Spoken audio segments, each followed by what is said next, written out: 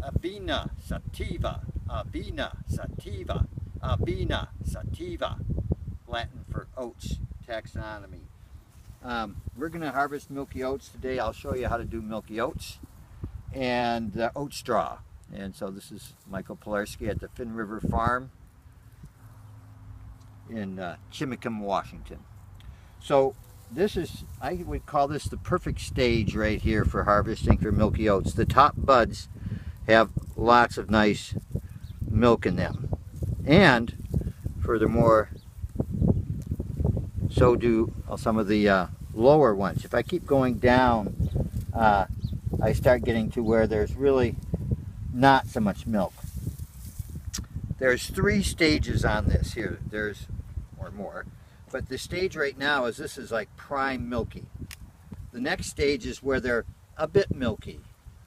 And then there's the stage where they're not really milky yet, but they look like the oat buds.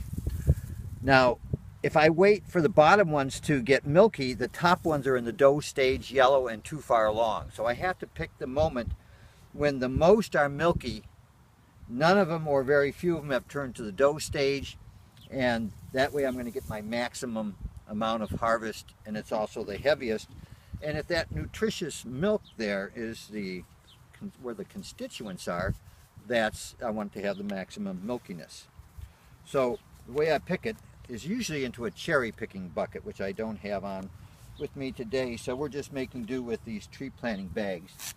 But you could go one at a time really carefully, but since I have a lot of this stuff, I'm using both hands and grabbing 2 or 3 stalks at a time. If you get too many stalks, it doesn't work too good.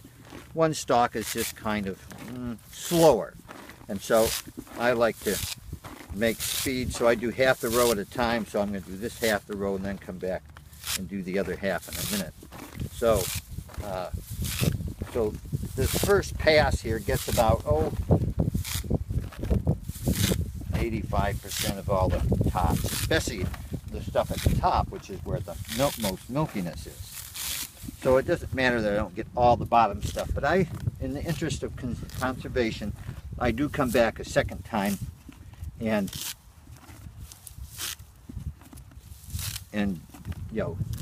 get some of that stuff I missed the first time, because we're trying to maximize harvest. Of course, if you're doing this at home, folks, you will want to maximize your harvest, and you'll be really nitpicky. Sometimes I even leave the lower stuff for another week and then let it get milky and then come back and harvest a second time. But it's not a big harvest, and it's not worth my effort in this case. Okay, so now I've done my stripping. It's important to have a conveyance on you. With the bigger the mouth, the better. Both hands are free. Holding a basket and going 1, 2, and 2, 3 is like, I never, not commercial. So you want to have both hands free in a nice wide open container. So after that, I'll show you what I do with the oat straw. This is partly done already here. There's my splasher.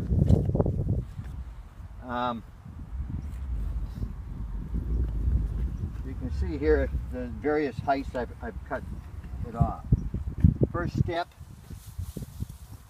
cut off the very tops that you've just stripped, because they don't look that good in the mix. It's probably got constituents and stuff, but at any rate, the buyers don't like to see that so much. So, unless you're doing Milky Oat straw with Milky Oats, or oat straw with Milky Oats. So I've cut the top off, then I come along, and because most of my buyers want it cut up kind of short, I cut it up into 1, 2, 1.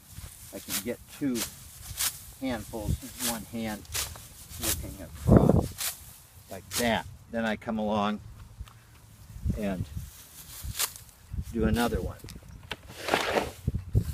1, 2, 1, 2, 1, 2, 1, 2. I don't count all these long, honestly, but it's kind of a song, I guess. 1, 2, 1, 2, and then there's a lot of heavy straw down here at the bottom. We see we have some yellowing leaves in here, but at the moment they're still a bit yellowing, but they're not molding or anything. They're still, you know, okay.